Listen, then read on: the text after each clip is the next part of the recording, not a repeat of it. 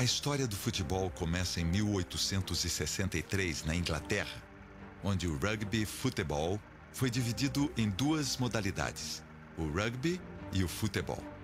Nessa ocasião foi fundada a associação mais velha do mundo, a The Football Association.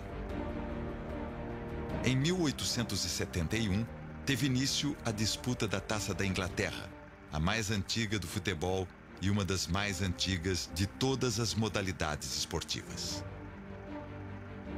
Os ingleses então se encarregaram de difundir o futebol pelo mundo. Levaram o esporte para a Argentina, um dos primeiros países fora do Reino Unido a praticar o futebol. Alemanha, Portugal, França, Dinamarca, Holanda, Suíça e outros. O futebol tem raízes profundas na história e uma vasta ramificação por todo o globo terrestre, que remontam a dezenas de jogos peculiares, com diferentes aspectos da origem do esporte mais popular do mundo.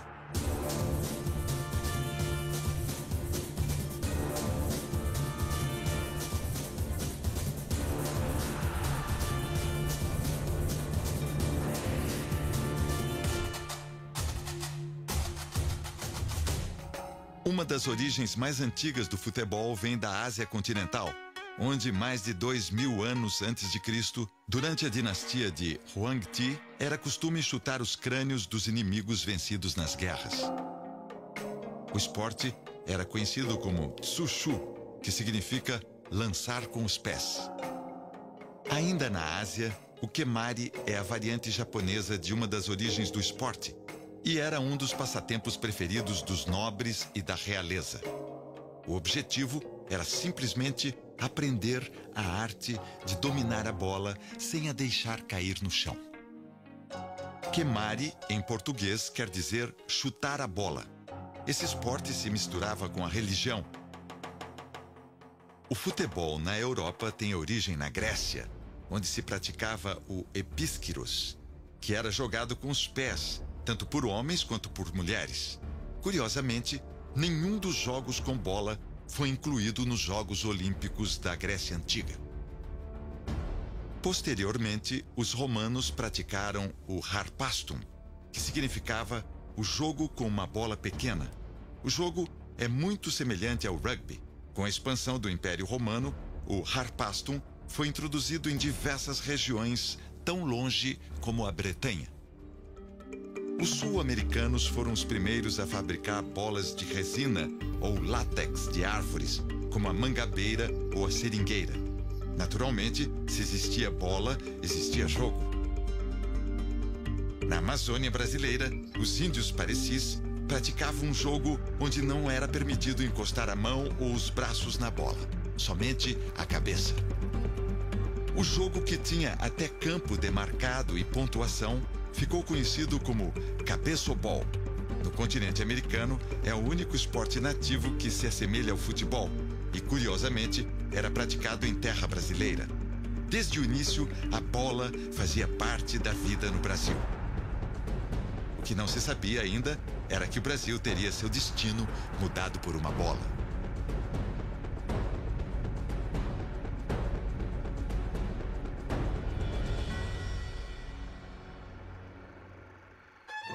No ano de 1872, em um clube de ingleses que existiu em frente à casa da princesa Isabel e do conde de, foram praticados informalmente diversos esportes de forma pioneira no país. A Inglaterra era um dos principais parceiros econômicos do Império do Brasil, e os imigrantes ingleses que aqui se instalavam, além de inúmeros benefícios, tinham uma relação privilegiada com a princesa. Eles conseguem, da princesa Isabel, um espaço praticamente nos jardins do palácio do Conde de, marido da princesa, que hoje é o Palácio Guanabara. Aí nascem esses esportes e aí começa a cultura desses esportes, que não mais deixaram de impregnar o povo brasileiro. Só que, dentro desses esportes todos, o que realmente se tornou popular foi o futebol. O que pouco se sabe é que a princesa foi uma grande patrona dos esportes no Brasil. E a Princesa Isabel vai fazer esse papel de incentivadora, inclusive participando das premiações e tudo, porque eram terrenos próximos.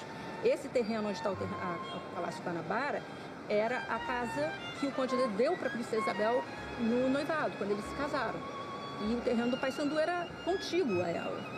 Então ela tinha uma intimidade muito grande com as atividades que aconteciam ali. Vários esportes trazidos por ingleses já eram praticados no país. Reza a lenda que em 1874, os ingleses que aqui estavam e que se encontravam para praticar esportes organizaram uma partida de futebol em homenagem à Princesa Isabel em frente à sua casa. Existem ainda outros relatos de futebol antes de Charles Miller, que vão desde a vinda de empresas inglesas ao país por volta de 1890, passando pela chegada de navios estrangeiros que traziam e levavam bolas de futebol e até o futebol praticado em colégios e seminários no final do século XIX. A partir de 1893, eles começam a contratar funcionários ingleses permanentes. Vieram para cá com uma reputação muito maior, um salário cotado pela cotação da libra do dia, com passagem paga de navio, podendo trazer a família, ganhando casa e sendo mestre de sessão.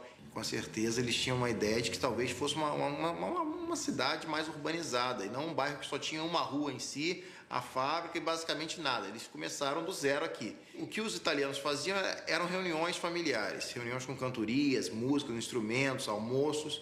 Você tinha os portugueses que se dedicavam mais à religião, o português sempre muito mais ligado à religiosidade, tanto que construíram depois uma igreja grande também na principal rua do bairro, e os ingleses começaram a se voltar para os esportes. De todas essas histórias, uma em especial chama a atenção. Ela aconteceu no recém-formado bairro do Bangu, no final do século XIX. É a história de um operário escocês da cidade de Busby, reduto histórico do futebol bretão, que desembarcou no Brasil no começo dos anos de 1890. Seu nome é Thomas Donahoe, técnico em maquinaria têxtil, com quase 2 metros de altura e apontado pelos escoceses e por alguns historiadores brasileiros como o introdutor do futebol no Brasil. O Thomas Donahoe tem uma história muito fabulosa. Ele é um operário simples de uma cidade chamada Busby. Aquela região, se você for pesquisar realmente, era o local no mundo que mais se jogava futebol no final do século XIX. Tinha mais clubes de futebol do que até mesmo na Inglaterra. E ele teve essa proposta de contratação, essa proposta de vir trabalhar no Brasil. Assinou um contrato e veio para o Brasil trabalhar na Companhia Progresso Industrial do Brasil.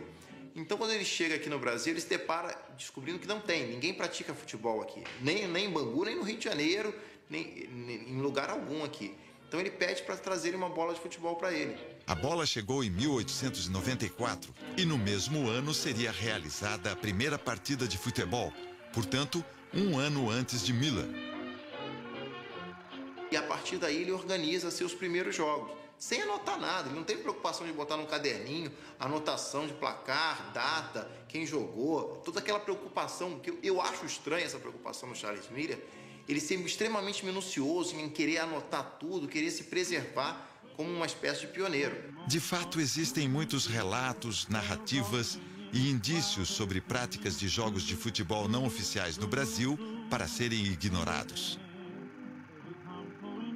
O verdadeiro introdutor do futebol em terras brasileiras não é brasileiro. É um escocês chamado Thomas Donahoe, que tinha 31 anos quando jogou suas primeiras partidas no Brasil.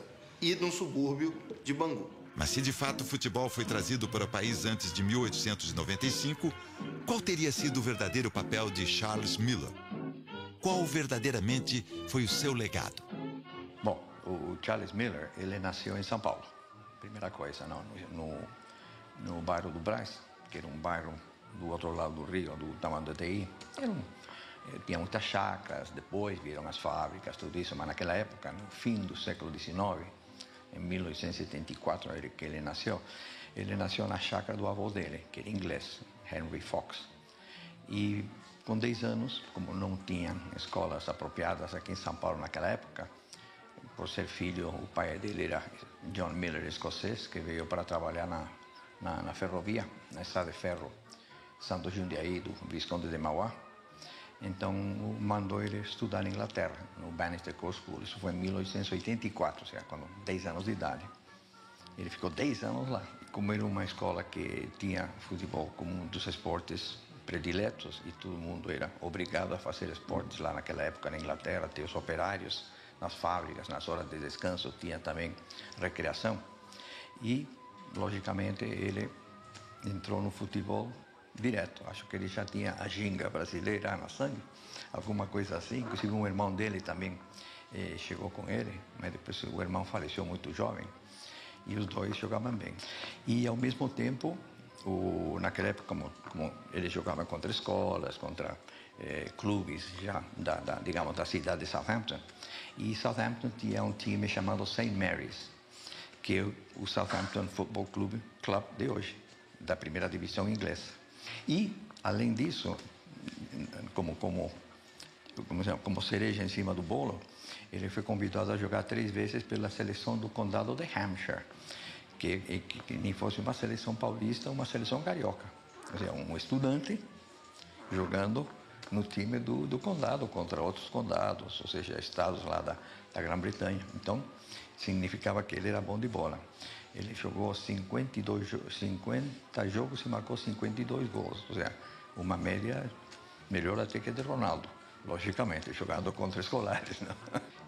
Aí ele voltou para o Brasil. Apesar de todas as possibilidades, oficialmente, o que se tem registro é que no dia 18 de fevereiro de 1894, desembarcava no Porto de Santos Charles William Miller, um brasileiro, filho de ingleses, que acabara de concluir os estudos no colégio Bannister Court, em Southampton, Inglaterra. Então, quando ele chega aqui, ele trouxe na mala uma bola de capotão, que foi uma coisa das mais importantes, a bomba para encher e o livro de regras. Então, a partir daí que começou tudo.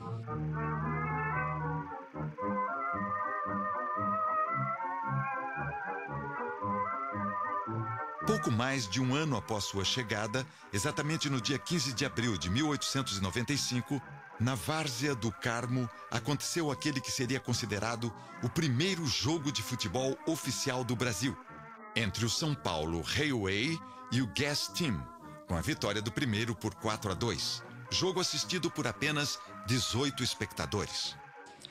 Antes de 1894, tinha o colégio jesuíta em Itu, que no recreio eles tinham o que chama bate-bolão, ou seja, 20 contra 20, com a parede, pá. Isso não é um jogo organizado de futebol, como a gente conhece hoje. É uma pelada. Em Bangu, dizem que um senhor escocês trouxe uma bola e jogaram 5 contra 5. Não conseguiu arrecadar mais gente para jogar. Ou seja, isso é uma pelada, não é um jogo de 11 contra 11, com regra. Você não pode jogar 5 contra 5 com impedimento, senão não tem jogo. Então, já mata essa teoria. No entanto, Miller é também pouco creditado pelo verdadeiro trabalho que fez. Seu trabalho foi, principalmente, o da organização e incentivo do esporte. Então, ele queria que o futebol fosse assim, que fosse organizado. E por isso que ele agora é considerado o introdutor, o pai. A história do futebol não foi construída apenas por um homem. Foi somente a partir de 1897, com a chegada do alemão Hans Noblin a São Paulo, que trazia uma bola e o estatuto do Germania, clube da cidade de Hamburgo, na Alemanha, que a prática do esporte começou a se espalhar, não só em São Paulo, como em todo o país. O Hans Noblin, quando chegou ao Brasil, em 1897, ele já praticava futebol e atletismo na Alemanha, no Clube Hamburgo da Alemanha. E quando ele chegou aqui, ele tinha uma expectativa que aqui já acontecia alguma coisa na área de futebol. Então, foi uma surpresa para ele quando ele não encontrou praticamente nada de futebol aqui. Ele trouxe 2 estatutos do Clube Hamburgo, trouxe um estatuto da Liga Hamburguesa de Futebol, ele trouxe trouxe botina, na época eles jogavam de botina, né? Ele trouxe uma botina para futebol, trouxe bola, então ele já veio todo equipado para jogar futebol aqui, para difundir, na verdade. Ele começou a juntar um grupo, primeiramente foram 2, 3 pessoas e no final de 97 ele já tinha um grupo de algumas 8 pessoas e eles começaram a praticar. E eles resolveram então, a partir dessa equipe, fundar o Clube Germânia. Ele tinha grande admiração pelo Charles Miller, ele diz, né, nesse relato e tudo, inclusive, que o Charles Miller foi realmente o introdutor do futebol, mas eu acho que uma característica do Hans Noblin era uma coisa que não existia na época, que ele queria formar times para um time jogar com o outro, porque na verdade assim, os ingleses jogavam com os ingleses, o Mackenzie jogava com os escolares ali, né, os colegiais jogavam entre si, mas não haviam competições entre times. E ele, eu acho que ele foi um grande batalhador para que ocorressem times em que um time pudesse jogar com o outro. Eu acho que nesse aspecto ele foi um difusor muito grande do esporte, do futebol aqui no Brasil. Eles jogavam no Bom Retiro, né? Na verdade, não eram exatamente campos de futebol, era pasto de burro. Eles iam antes e limpavam o campo para poder jogar. E era arame farpado. Eles punham, para não furar a bola, eles punham rolhas nas pontas para não furar a bola.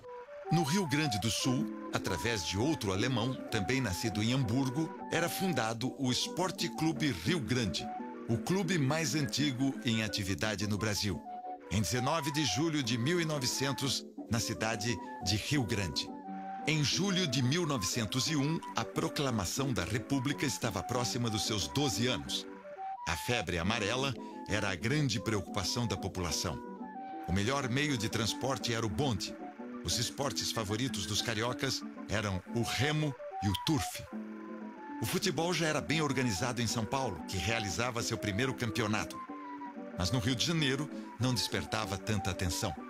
Tudo começou a mudar a partir do momento em que um jovem de apenas 22 anos, Oscar Alfredo Cox, resolveu implantar a prática do futebol na cidade. A importância do Cox no futebol carioca, fundamental, porque ele incentiva o futebol no Paysandu, traz o futebol para o Paysandu, depois implanta o futebol no Fluminense, no seu nascedor de 1902, como um clube de futebol, o Fluminense Futebol Clube. Depois, logo em seguida, a transformação do Flamengo de clube de regatas para o futebol. Então, o Cox tem uma importância para o futebol carioca muito grande. Mas não foi fácil conseguir formar um grupo para praticar um esporte ainda desconhecido pela maioria. Finalmente, na manhã de 1º de agosto de 1901, foi disputada a tão sonhada partida idealizada por Cox. O jogo aconteceu no campo do Rio Cricket. Localizado na cidade de Niterói, a equipe de Cox enfrentou um combinado de jogadores ingleses. Então, o George Cox, ele era o presidente do clube, o patrono do clube, e o filho dele, Oscar Cox, foi que organizou a partida, trouxe o pessoal do Rio para jogar contra o pessoal de Niterói. A gente pode dizer que o Rio Cricket é o pai do Fluminense, é o avô do Flamengo. Começou aqui com o George Cox, né? Que o filho dele traz o primeiro jogo para cá, aqui acontece o primeiro jogo de futebol. Oscar Cox funda o primeiro time de futebol, Fluminense Futebol Clube, no Rio, né? E dele sai a dissidência, né? Que funda o departamento de futebol no Flamengo Futebol e Regatas. O placar da partida foi 1-1. O público? 15 espectadores, entre eles um grupo de 11 tenistas que se encontravam na sede do clube. O gol da equipe de brasileiros foi marcado por Júlio de Moraes. Pelos ingleses, marcou Hargreaves. Posteriormente, mais 2 jogos foram realizados entre as mesmas equipes no campo do Paysandu Cricket Club. Como da vez anterior, ambas terminaram empatadas para a frustração da imprensa da época, acostumada a narrar as vitórias do turf e do remo. Indiferente aos jornais e empolgado com os resultados obtidos, Oscar Cox idealizou uma excursão a São Paulo. Os paulistas apoiaram a ideia de Cox, entre eles Hans Noblin e Charles Miller. E no dia 19 de outubro de 1901, foi realizado o primeiro confronto da história entre cariocas e paulistas. A disputa aconteceu no campo do São Paulo Athletic. Os paulistas foram representados por um combinado denominado São Paulo Scratch Team. Os cariocas, Rio Team. Um bom público compareceu para assistir à partida, algo em torno de 500 pessoas, um recorde para a época. O mais incrível disso tudo foi o horário do jogo, que teve seu início às 4h55 da manhã. A partida começou com os 15 tenistas espectadores, né? E o time inglês, que parece que era o de Niterói, abriu o placar com Calwood Robinson. No segundo tempo, o time do Rio de Janeiro, o visitante, né? Chamado time do Brasil, empatou o jogo com o Júlio de Moraes. O Charles Miller ficou sabendo do jogo e combinou logo o primeiro jogo interestadual com o Oscar Cox, né? Foi feita uma seleção desses dois times aqui do Rio, né? O time dos brasileiros e o time dos ingleses. Eles se reúnem e vão jogar contra os paulistas, contra o time do Charles Miller, lá em São Paulo. Isso um mês depois dessa primeira partida, né? De 22 de setembro de 1901. Logo depois eles vão para São Paulo jogar com o time de São Paulo e também acaba empatado. Logo após essas partidas, ficou fortalecida a ideia de se criar um clube de futebol no Rio de Janeiro. Cox e seus companheiros passaram então a trabalhar em torno desse objetivo comum. Após uma tentativa frustrada, Oscar Cox, também descendente de ingleses, funda o Fluminense Football Club em julho de 1902.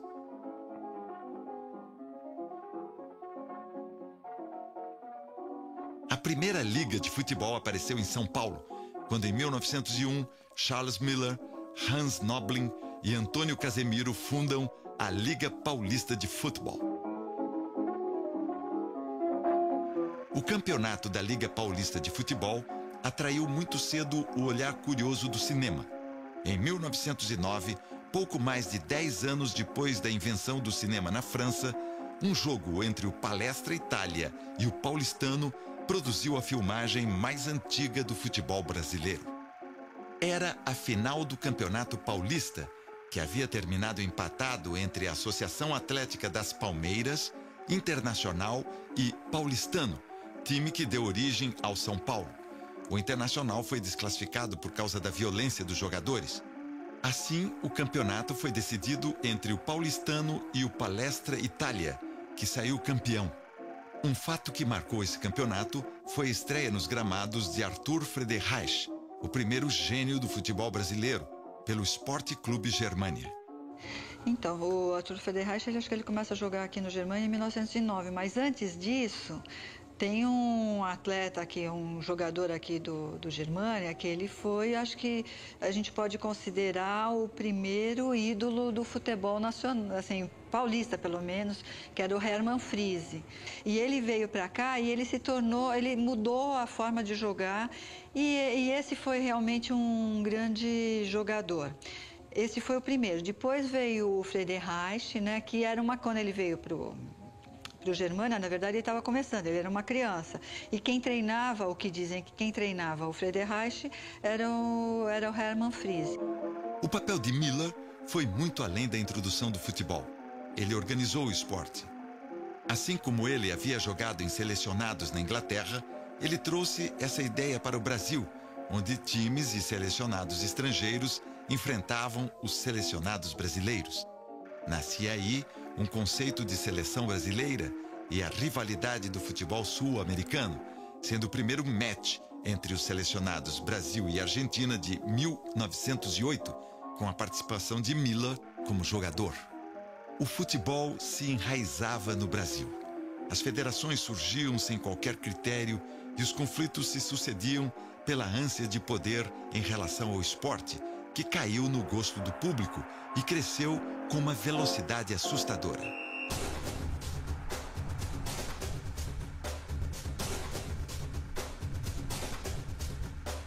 Vindo de uma excursão pela Argentina, o Exeter City Football Club, clube de profissionais da terceira divisão da Inglaterra, chegou ao Brasil no mês de julho de 1914.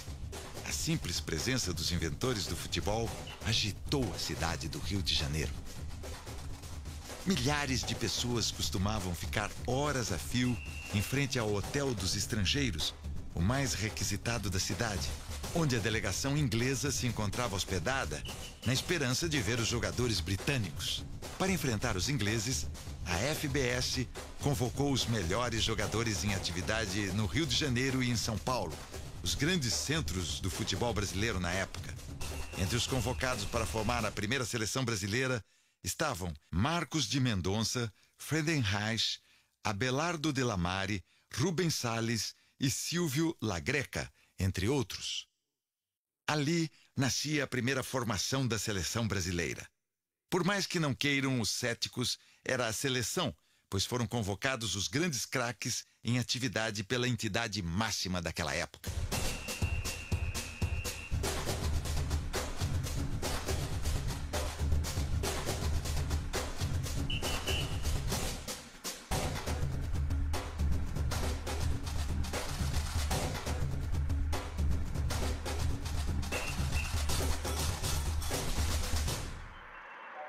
A primeira seleção brasileira de futebol nasce ainda em 1914 pela FBS, onde ainda não havia uma briga acirrada, onde vieram os melhores jogadores de São Paulo, como Silvio Lagreca, Rubens Salles, Friedenreich, Formiga, e se juntaram aos melhores jogadores do Rio.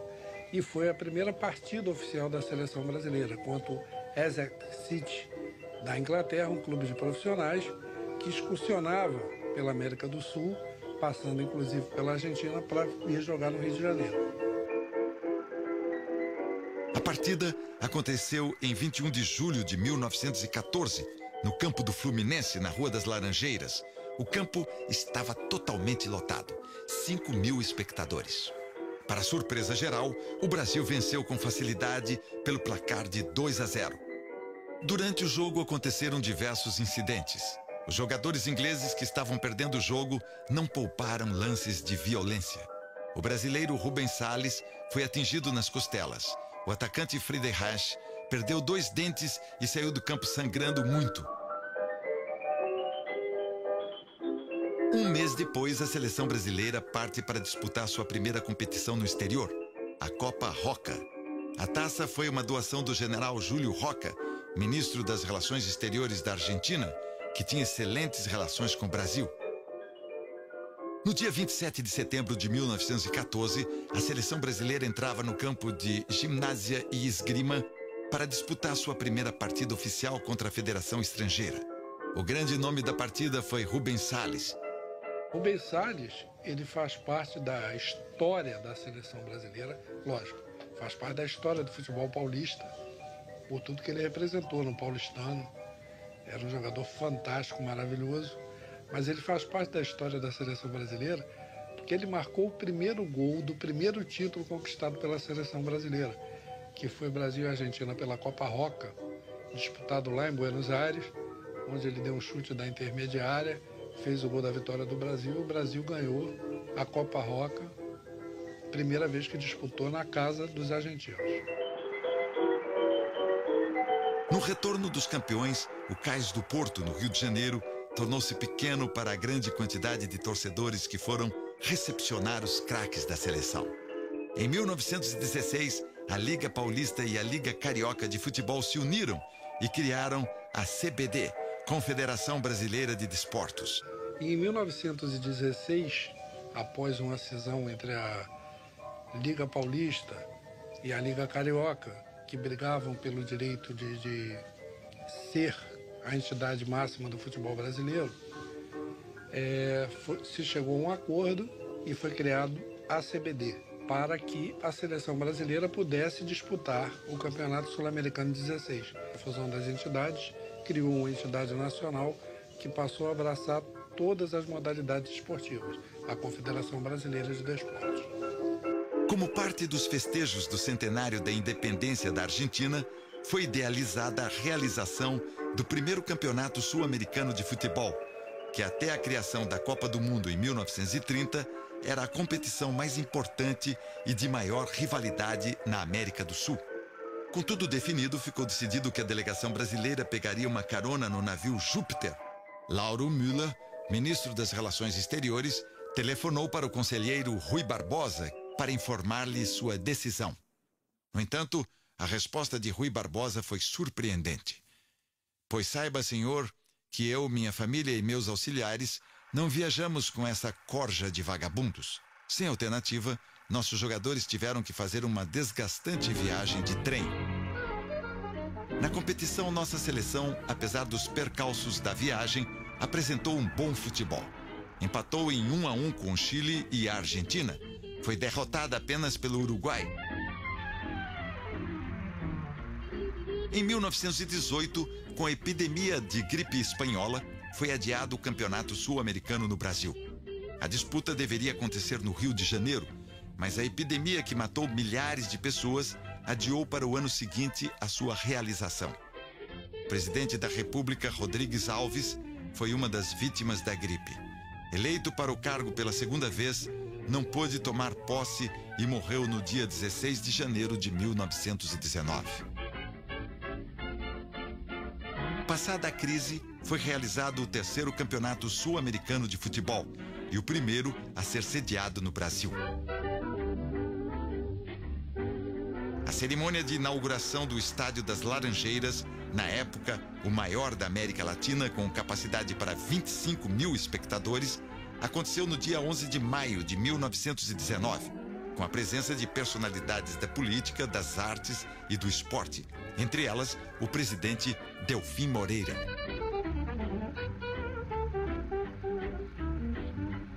Em sua estreia, o Brasil venceu o Chile pelo placar de 6-0. O estádio, que segundo os cálculos dos seus engenheiros, só atingiria a lotação de 25 mil espectadores dentro de algumas décadas, ficou pequeno.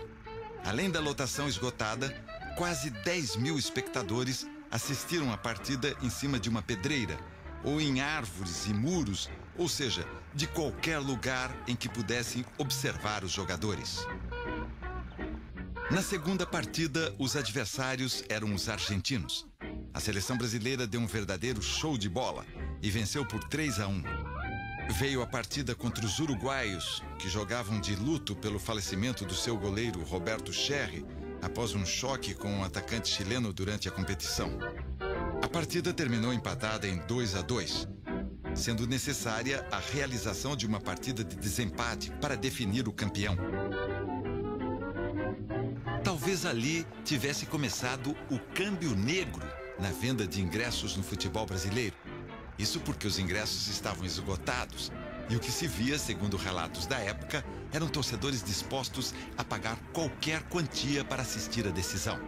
A partida terminou empatada em 0-0 no seu tempo normal. Veio a disputa da prorrogação. A partida continuava equilibrada, com lances de perigo acontecendo a todo instante. O mais emocionante, porém, aconteceu no último minuto do segundo tempo. Scaroni enganou a zaga e com um drible de corpo ficou frente a frente com Marcos, batendo com violência no canto direito. Os dirigentes uruguaios levantaram gritando gol. Marcos deu um salto de puro reflexo e mandou a bola a córner. Foi a defesa da minha vida, disse anos depois. Por mais incrível que possa parecer, houve necessidade da segunda prorrogação de 30 minutos. Os jogadores, extenuados pelo desgaste físico e emocional, se arrastavam em campo. Aos 3 minutos, Neco invade pelo lado direito, perseguido por Foglino. Já quase na linha de fundo, cruza para Heitor, que chuta para o gol. Saporiti defende o chute parcialmente. A bola cai nos pés de Friedenreich, que fuzila a meia altura e a bola morre no fundo das redes. A torcida foi à loucura. No segundo tempo, as equipes se arrastam sem nada a produzir. O Brasil era campeão sul-americano e Friedenreich foi transformado em herói nacional.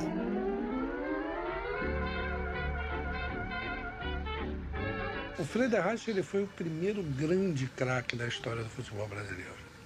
Filho de um alemão com a mulata.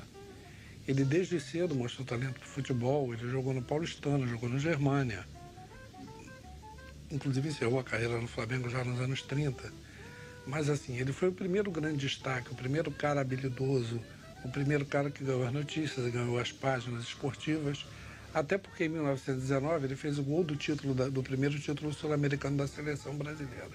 E ele, assim, tinha uma coisa muito importante, ele era aquele cara que era o centroavante, que não era só um rompedor, ele era muito habilidoso. Por isso, até os uruguaios colocaram o apelido nele de El Tigre. Foi o primeiro jogador a ter uma alcunha, o primeiro jogador brasileiro a ter um apelido. Nascia assim o primeiro ídolo do futebol brasileiro.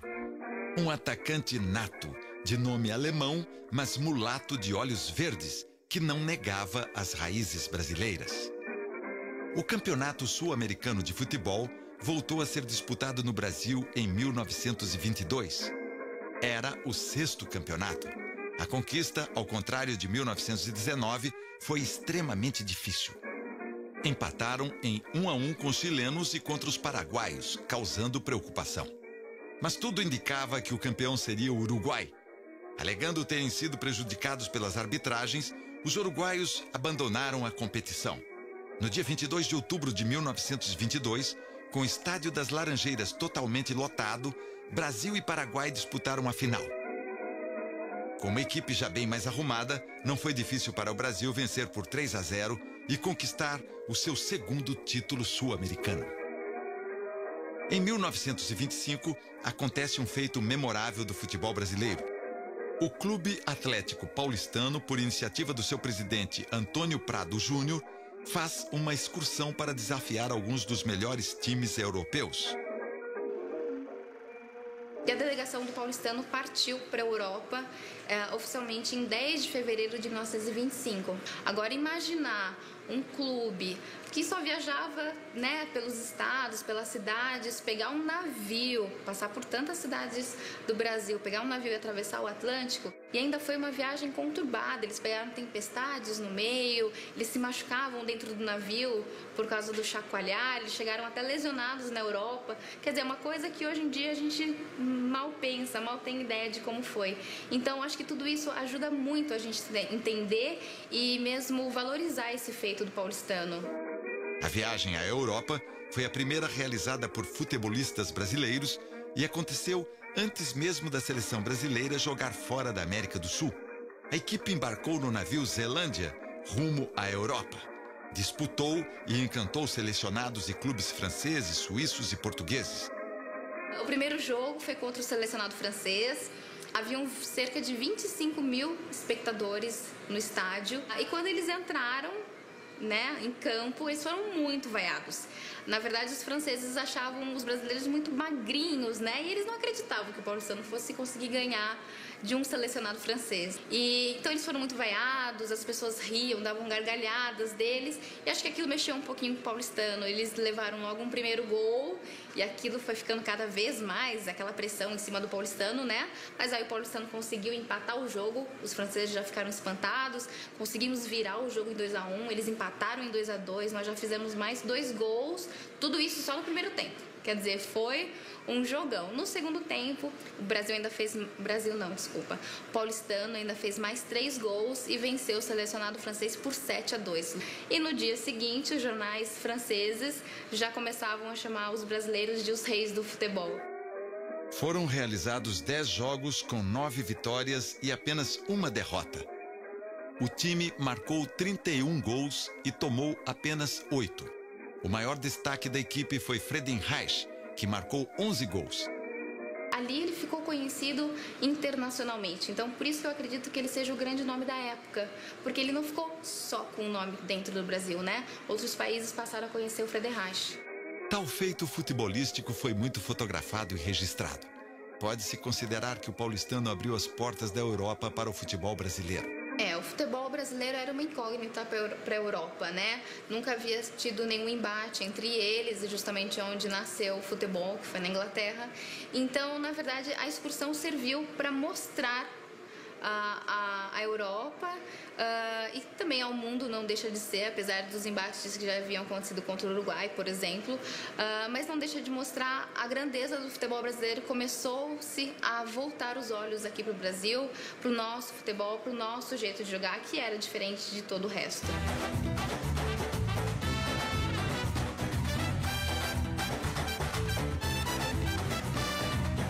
No final da década de 1920, a seleção brasileira não estava tendo grandes desafios. Em 1929, um ano antes da Copa, o Brasil não disputou qualquer competição ou partida amistosa contra seleções estrangeiras. Apenas alguns jogos contra clubes, entre eles um amistoso contra o Rampla Juniors do Uruguai.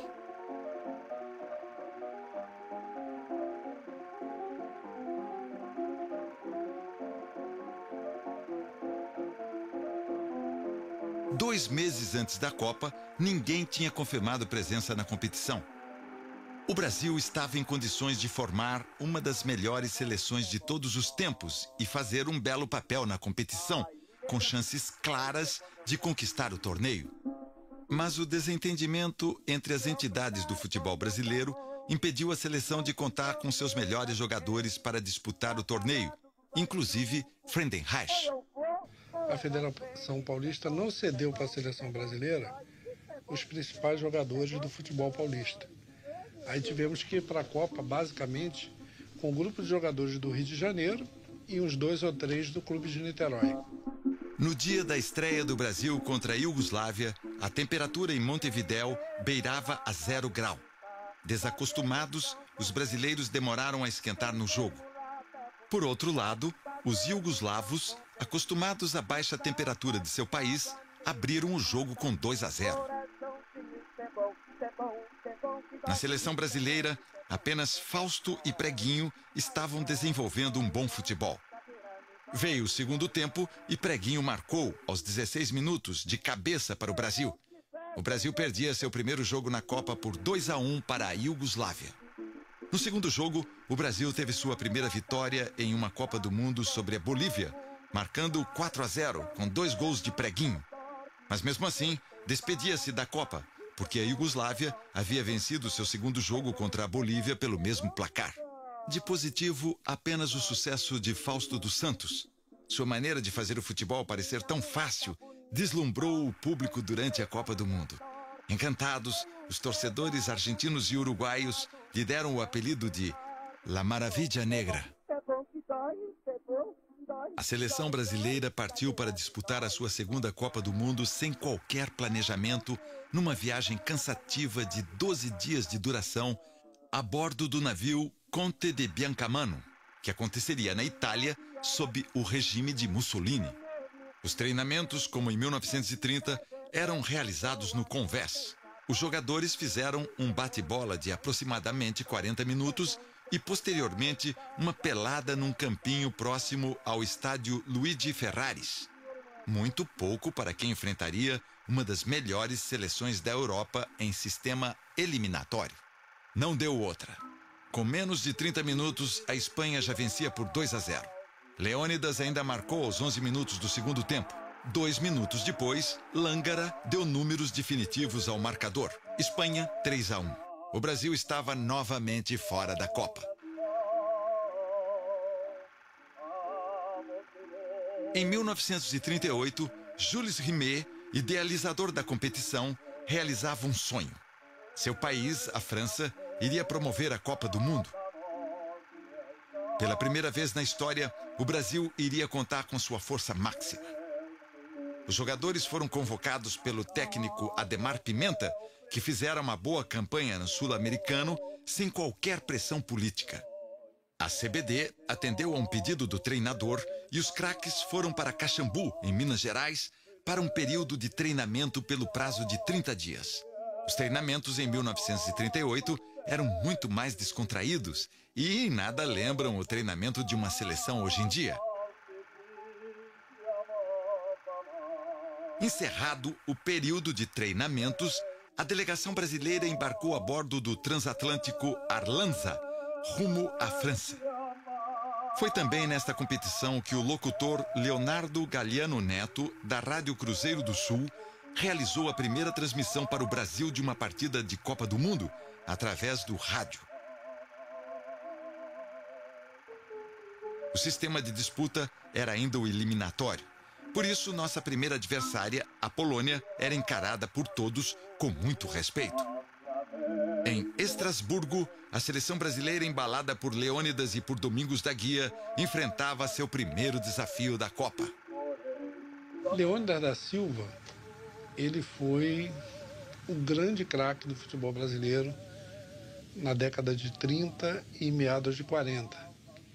Ele ficou conhecido como Diamante Negro por conta da participação dele na Copa do Mundo de 38. Ele foi o artilheiro da Copa. Ele foi o primeiro grande ídolo comercial da história do futebol brasileiro. Enfim, foi o grande primeiro garoto propaganda da história do futebol brasileiro, seguido pelo Domingos da Guia.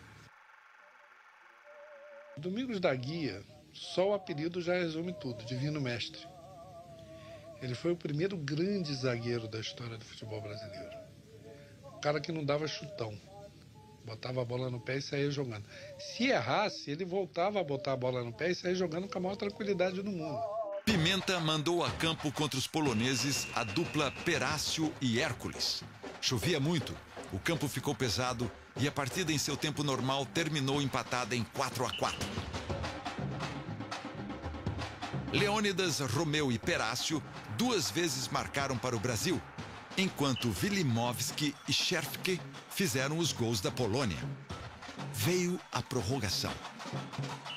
Logo aos 3 minutos, Leônidas marcou o 5º gol do Brasil. Reza a lenda que o Diamante Negro fez esse gol descalço. A chuteira havia saído do seu pé quando dividiu uma jogada. Na sequência da jogada seguinte, ele recebeu a bola livre e marcou.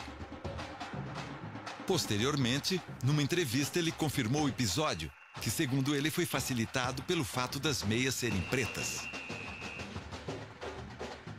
Leônidas marcou mais um e a Polônia ainda diminuiu com Wilimowski, que marcou o seu 4º gol no jogo.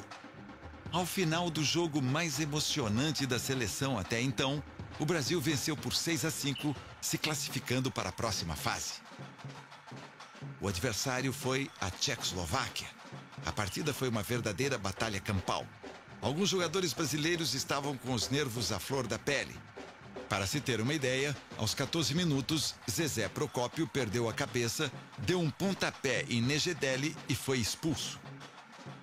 Aos 30 minutos, Leônidas da Silva marcou o primeiro gol do jogo. A partida permaneceu muito disputada até o final do primeiro tempo. Veio o segundo tempo e aos 18 minutos, Domingos da Guia cometeu um toque na área e o árbitro marcou pênalti. Nejedeli cobrou e empatou o jogo. No final da partida, o placar era 1-1, o que determinava a realização de outra prorrogação para definir o vencedor. Na prorrogação, as duas equipes se arrastavam. Ao final dos 30 minutos, o empate persistia. Seria necessária a realização de uma segunda partida para definir o país classificado para as semifinais. No sul da França, o Brasil enfrentava a Tchecoslováquia pela segunda vez. As duas seleções entraram em campo desfalcadas, sem poder contar com os expulsos e os contundidos. Pimenta optou por escalar um time considerado mais leve. O técnico manteve apenas Leônidas, mesmo ele estando em condições precárias por conta do jogo anterior. Vencemos por 2-1. Veio o segundo tempo e o Brasil melhorou, tanto que aos 11 minutos, Leônidas empatou o jogo. 7 minutos depois, Roberto mandou um chute violento de fora da área e marcou o gol que classificou o Brasil. Só que nem tudo foi alegria. O jogo foi muito violento e a contusão de Leônidas piorou e ele passou a ser dúvida para o jogo contra a poderosa Itália, campeã do mundo e favorita para a conquista do título. Na semifinal, o Brasil enfrentava em Marseille a seleção da Itália. Desfalcado de Leônidas, o seu melhor jogador, e sem poder contar com seu substituto, Pimenta então improvisou Romeu como centroavante. A Itália tinha uma equipe forte, um sistema tático e um padrão de jogo bem definido. A equipe havia vencido a Copa de 1934 e lutava pelo bicampeonato. Apesar disso, no primeiro tempo, o Brasil não jogou mal. E o placar de 0-0, apesar do maior volume de jogo dos italianos, foi até justo. Veio o segundo tempo e logo aos 10 minutos, Colauzi fez o primeiro gol italiano. A partir daí, a Itália dominou o jogo. Aos 15 minutos, o golpe fatal. Domingos cedeu às provocações de Piola, perdeu a cabeça e cometeu um pênalti infantil. Meazza bateu e marcou o segundo. Romeu ainda diminuiu aos 43, mas já era tarde, a seleção perdia por 2-1. O Brasil então vai decidir o terceiro lugar contra a Suécia. Realizando uma bela exibição, o Brasil derrotou a Suécia por 4-2.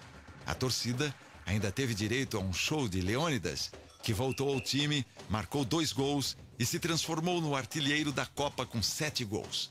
O Brasil foi terceiro colocado na Copa do Mundo de 1938, sua melhor colocação até então. A Itália conquistou o bicampeonato vencendo a Hungria por 4-2 e sagrou-se a primeira equipe bicampeã do mundo com um futebol indiscutível. Apesar dos percalços, a seleção de 38 foi das melhores da história do futebol brasileiro em todos os tempos. E Leônidas, o maior jogador brasileiro da história. Até o aparecimento de Pelé.